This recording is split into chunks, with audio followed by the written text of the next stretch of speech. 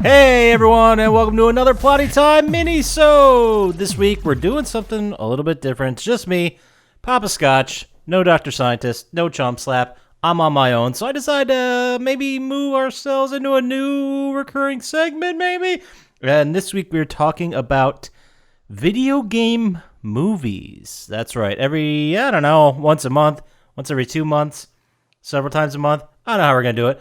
But I am going to talk about a movie that is based off a video game. So I decided to do the inaugural, installment with the last video game movie I just watched. And that is this week's topic we're talking about, and by we I mean me, Tomb Raider 2018. It stars Alicia Vikander. I'm pretty sure that's close. Alicia Vikander is her name. She is playing one of the most famous characters from all of gaming, Lara Croft. Now, this movie, the 2018 movie, is a lot different than the Angelina Jolie one from, 2002 or 4, whenever it came out. And we're kind of tying this back to the new Tomb Raider games that came out, the last two, Shadows of the Tomb Raider and just Tomb Raider. I played the first one, really enjoyed it, and the original Lara Croft games took place when Lara was in maybe, her late 20s, early 30s, mid 30s even, where she was already an established treasure hunter.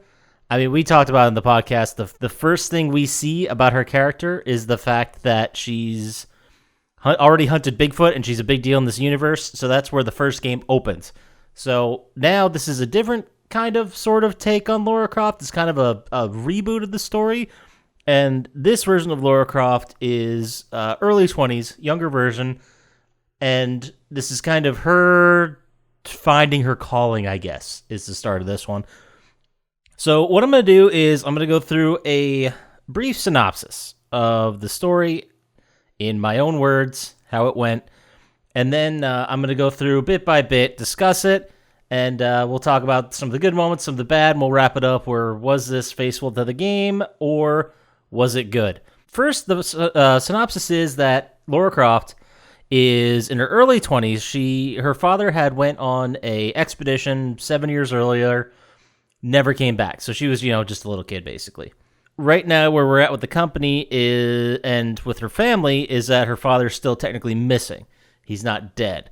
So basically, Lara has to sign papers that say from the next of kin that, they're kind of giving up the search, father's dead, and with him passed away, with him officially dead, then Lara will inherit everything. That's where it starts. So there's kind of like a corporate greed motive in here somewhere, but we get introduced to Lara. So at this point in the story, Laura's still very convinced her dad is still out there, and that may be the case, but, he's been gone for 7 years. So she's kind of too stubborn, and she doesn't want to give up hope.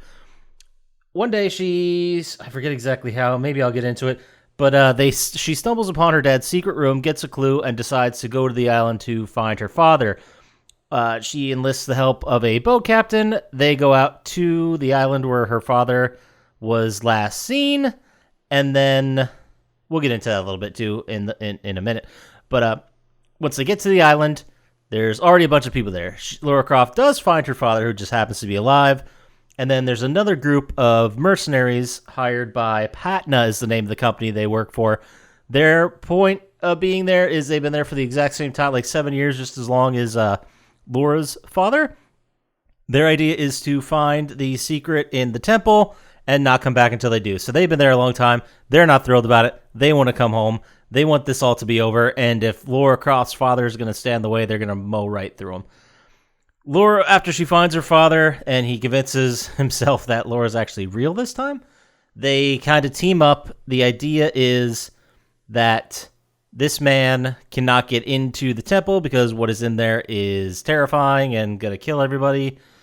Blah, blah, blah. Eventually, they do get in. Father lets her in. So eventually, they all get in. The main bad guy, played by Walton Goggins, who I'll get to in a sec too.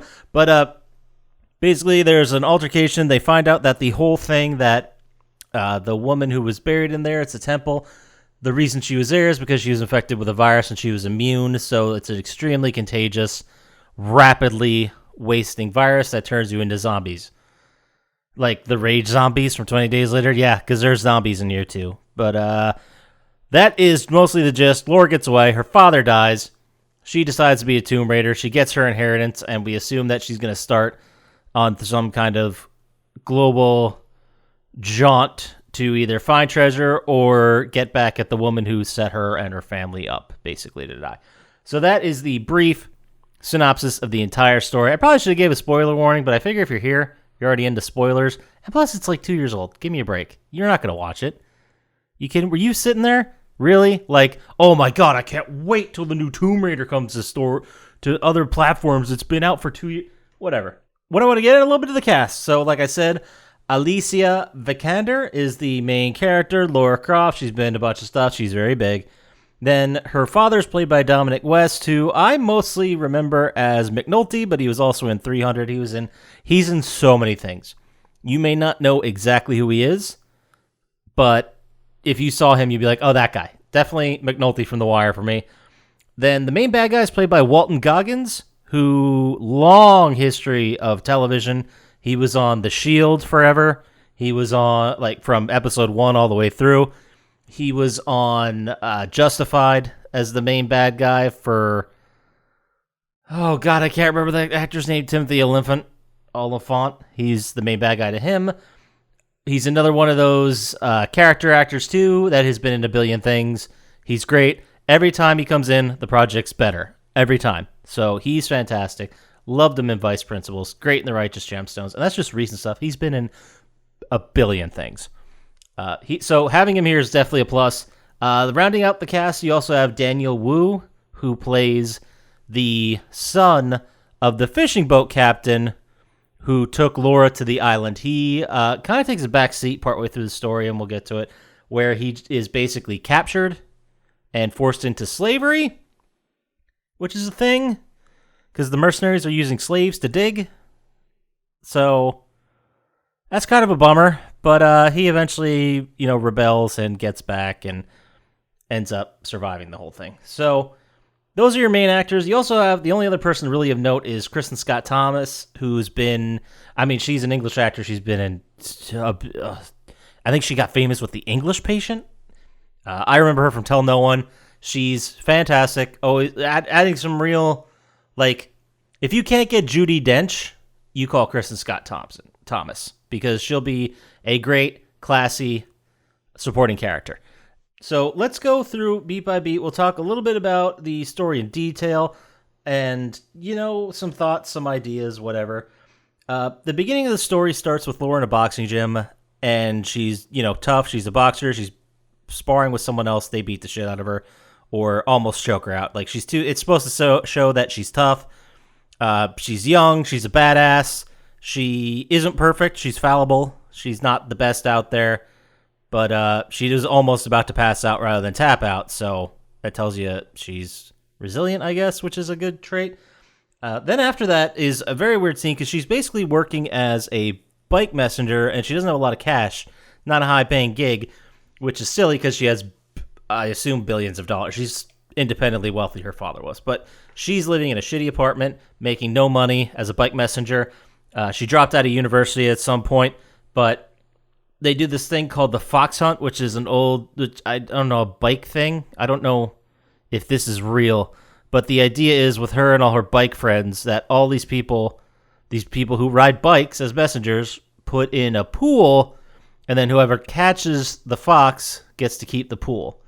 The fox is another person, and in this case, Laura volunteers, the idea being if she can get away and last for X amount of time, I don't know how much time, I ever remember, but then she gets to keep the cash. So this is basically her desperate attempt to get enough to cover some expenses. But it's just, in the story, it's just beating home the idea that she doesn't have a lot of money right now. She's young, she's tough, she's virile, she's a badass. And we established most of this in the boxing scene. I figured the boxing scene in this could have been just eliminated, and we could just have her, boxing and sparring in the opening credits, and then maybe after that go home to her job. It didn't have to be a whole multi-minute scene. it was just a little much. We get to see her where she's talking to the heads of her company. She won't sign the papers declaring her dad passed away, so she thinks he's alive. She's very stubborn. We see a bunch of flashbacks of what I affectionately named McNulty Dad. He does have a name. He does have a character name. It is Richard Croft. I must have missed that or forgot to put it down. Eventually, she's walking through the grounds. She breaks into the thing. She remembers a clue her dad taught her, some kind of very thin reason. But she breaks back into the house. She goes and finds this secret entrance to her father's, I don't know, hidden room. I don't know if she's ghost hunt. Like, what is, I don't know what this is. Is she a ghost hunter? What's going on? She gets in there. She finds a message from her father that basically says, hey, if you're reading this or watching this, I'm dead. You found my secret. I went to this island, blah, blah, blah, blah, blah, blah, blah, filled with backstory. Don't come here. So immediately the first thing she does is she goes to a pawn shop and pawns this amulet of hers, which I guess is a very rare thing. It's worth a lot of money. And that kind of gives her the seed money to go on this expedition to try and find her dad. But this is like it. This is all the money she has. Nick Frost, the indelible, lovely Nick Frost, makes a cameo in here as the pawn shop owner. And he's pretty fantastic with a very limited role. He comes back at the very, very, very end. But in here, he's pretty great. Now, Laura travels to Hong Kong. She finds more, stuff that belonged to her dad. And this is where she meets Lou. When the reason she got to Lou is because her father needed to hire a boat captain to take her to this island. She found the boat and the guy, but it wasn't him. It wasn't Senior. It was Junior. Senior also went to the island and never came back. So they kind of both get this idea that, well, let's go see what happened to our dads, and we'll go from there. So Laura gets there. She gets knocked out by Walton Goggins, who says that he killed her dad. And this is where Lou gets put into slavery, and he finds out by talking to the other guys that are in there that his dad was also dead. Now, another moment to talk about, Walton Goggins is the bad guy. He sees this one worker who's sick, and he's not doing well, so he shoots him. So, we get the idea that he's really, really a bad dude. At one point, Laura's fighting off. She kills a guy. She feels really bad about it, so she's not a monster. It's kind of just lazy storytelling, really, because in the video game, Laura's first kill with, I believe, like they were trying to, sexually assault her and capture her, the bad guys in that, and she fights them off and ends up killing them. And like the character in the game there's more moment paid to that because there's so much weight involved, with killing someone, and in this she kind of just blows by it. There's also a bunch of little moments where she does puzzles, which is a callback to the game. She has this scroll thing that she uses to get to the boat. But whatever, I'll fast forward through most of this shit because it's lazy. It's a lot like the video game in that respect. A lot of puzzles. The main door is a puzzle. Whatever. Now at this point, after Laura had been captured, she tries to escape. She gets away. She grabs a bow to help her. Lou causes the other people that are enslaved, I guess, is the best word, by Walton Goggins and his company. He kind of unites them. They fire back. They all escape. They run away. And now they get to a point where Richard, her father, couldn't let it go. Like, he couldn't just let these people escape and leave. He had to go check out the door. So he's just standing there by the door. Everyone's run away. And that's, it was pretty lame because it was the only reason you could get to have him inside the cave to have his hero moment and die later. And I didn't care for this because they were opening the door. It was too much like the video games. Now, from this point on, this is them exploring the cave, getting to the tomb, and getting out. There is a lot of time spent in this cave, and it's a callback to the Indiana Jones series for sure. There's a moment where they're walking through. They step on one of the pressure plates in Indiana Jones, and they hear a machine, a mechanism click. Nothing happens. The one guy's like, "Hey, I thought for a second you were scared," and then he immediately gets impaled through the floor. It was pretty fucking awesome, and that was one of the better scares or shocking moments of the movie.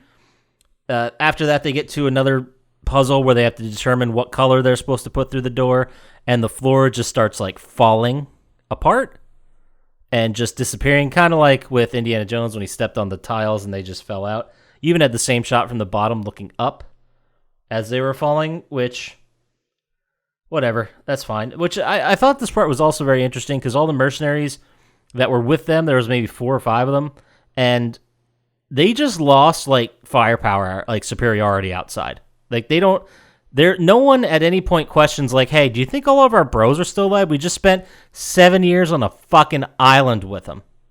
Maybe they're okay or not. There was a shootout. Everyone might be dead outside this place. Oh well. And they never mention it, which I thought was odd. But they get to the tomb. Finally, everyone gets to the tomb. It is 2 mercenaries, Walton Goggins, Laura, Richard, her father.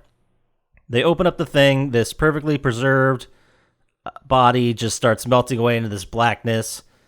The one guy goes to touch her, and it moves. Or they go to touch her and pick her up, and she like springs forward, like on a mechanism, doing this scare moment, like the person might be dead. But there was just a lever on the bottom that caused it. I think that might have caused the whole place to collapse, but maybe not, because Richard blows it up later. Basically, from here on out, one of the guys gets infected, one of the mercenaries. They get infected by the zombie disease. They accidentally shoot and kill one of the other mercenaries, and Walton Goggins takes a finger, and he's like, fuck this, and he leaves after her father got hit. So he doesn't care about what's going on. He just left. Father decides to blow up the place because they can't let the virus out, and Laura has to run and stop Walton Goggins before he can get out with this, this disease that will weaponize. He really doesn't care. He just wants to go home, which I kind of sympathize with. But they should have made it more. Well, I'll get into it on my recap. So then Laura tracks him down. They have a fight. Before she even fights him, or as they're fighting, she kicks a ladder down over this long crevice that they got across. I don't know where they got the ladder, but they got across it. She kicked the ladder. They're both fucked. She couldn't let him leave. She ends up shoving the thing down his throat and punching him in the neck, and he ends up dying from the virus. It was pretty cool, pretty gnarly. So then she jumps out, runs out as the place is exploding, gets out just in time, and then outside meets up with Lou. Since they had already called a chopper to come and pick them up, the mercenaries, that's on its way. They kidnap it, or I guess commandeer it, and then they leave. Laura comes back to England, signs the papers, gets her inheritance, because, she saw her dad die, so now she's satisfied, I guess. And then this is the moment, too, where she sees a ledger of all the companies that she now owns. One of them is Parnav. I forget what it says, but it was the company that founded the mercenaries. So she thinks there was a conspiracy. It's kind of led to believe that the woman who was in charge, played by Kristen Scott Thompson, was actually the one that was orchestrating this whole thing from behind the scenes. So that is what Tomb Raider 2 looks like it's going to be about. I saw they started pre-production on it. It's supposed to be out in 2021. And, we'll get a sequel to this franchise. So, did the movie work? Did the story work for me? I guess I'll ask. I don't think it did, because, well, as far as video game movies go, this is definitely one of the best. Top 5. There's been a lot of really bad video game movies, so this is definitely up there. The story overall, I don't think worked for me because in the beginning, like I said, with the fox hunt and the boxing scene, that could have been cut or shortened a lot. We got the point, Then there is the scenes where they're going into the tunnel, where you go through like several different traps and stuff like that. I mean, this is the whole thing I don't understand, and I know there's a suspension of disbelief here with Ancient Treasure and sort of movies like that, but I don't understand how or why there was these traps and these massive things. Just barrier under the whole hill. No one would ever know it ever existed. You didn't have to build it. Fine. Whatever. So that part I kind of had a problem with.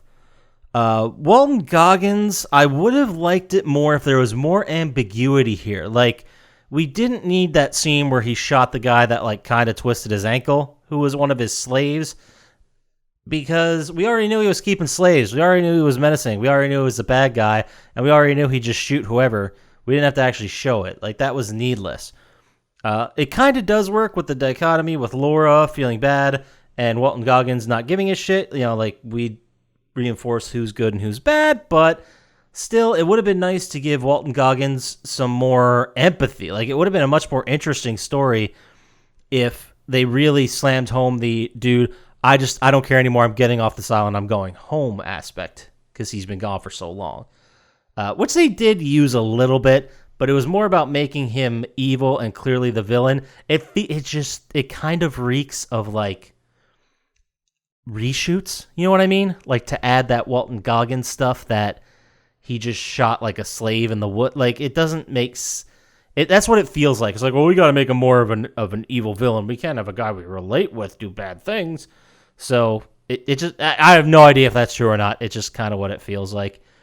I thought Alicia Vikander was really good as Laura. I thought she did a great job. She, at the end of the movie, there's this ridiculous scene where she goes back into the pawn shop, and Nick Frost is there, and she accidentally sees like a gun stash, so she buys 2 of the guns, because, Laura dual wields. So that was kind of ridiculous and over the top and fine for a credit scene. I'm okay with it, but when you add that on top of all the other video game references we already made, like all the puzzles, we get it, she's good with puzzles. It was too much. They tried to shove too much and give too much of a callback to the game instead of making its own individual story. Now, I did like the fact that there was this history, this mythology of this tomb and some kind of weapon in it. You know what I mean? Like, it was just these old ancient tales about a device in there that would kill everyone. And I love the twist that it wasn't a device, it was a virus. She was immune. The queen, originally went there to die so she could be away from everybody else. She wasn't the monster. She was just immune to it. So instead of risk everyone, she went there and died nobly in a tomb, I guess, which I thought was pretty darn cool. I thought that was a cool twist because it's kind of like that idea that all legends are based in a sort of reality. So I'm going to give it to him. I'm going to say that was good. I liked that part of it. But I think overall, as a movie, if you just want to see a stupid blockbuster, go for it. I didn't think it was anything really new or innovative, and it was kind of clearly just to set up a franchise. I'd be interested to see where this goes. Like, is it going to be more Laura raiding tombs, or is it going to be her, unraveling government and, I guess, business conspiracies? White collar conspiracies. So it could be interesting. I think it's got a good, neat place to go, especially if we fast forward a couple of years. I wouldn't mind seeing Laura take on more of like an almost, I know this is going to sound weird, but almost like a Batman role. I'd rather see that because that's essentially what she was, but without a suit and just stealing, grave robbing, which I guess is fine now. And in this game, she didn't do that. She didn't take anything. She wasn't a grave robber. She was supposed to be the good guy in all this. So they did a good job with that. But overall, I'm going to go out of our normal star system and go out of 27. And like I said, I think for video game movies, it was good. But for real movies, it was not. So I'm going to give it a 15 out of 27. Now, there's definitely some things they could have done and changed. There was a lot of the dad stuff. It's just too much shit was too big to be happening in this succession. Like, her dad happened to be alive, and then he happened to be able to be the only one that knows how to open the thing. And then he just so happens that he couldn't let it go and he had to be in front of the door. And then it just so happens that he's there to blow it up and kill every, trace of the virus so no one would ever find it. Just with her, the whole dad thing should have been cut out, I'd say. I would have liked it so much more if she stumbled upon his body and there was a note or some kind of data in there that said, this is where you go. But I don't know how you would do that by accident, have her stumble upon the body when all the other people on the island haven't seen it. Maybe he left a message somewhere would have been better. I'm not sure. But you know what? I don't get paid to write this shit. So if anyone wants to pay me to write this shit, I gladly will. Just, send me a DM on the Instagram. We'll figure it out. But other than that, that's it. I'm going to stop talking about Tomb Raider. Next week, all the boys are back for an episode, I think. I might be wrong about that. But you'll enjoy another one from everybody soon. So get, you want to get in touch with us, send us an email. Just plottytime@gmail.com. If you want to fuck with us on the socials, @plottytime on Instagram and Twitter, head on over to our YouTube and check that out too as well. That really helps us out when you like and subscribe and click on stuffs, and we'd really appreciate it. Other than that, take care, play some games. We'll talk to you next time. Peace.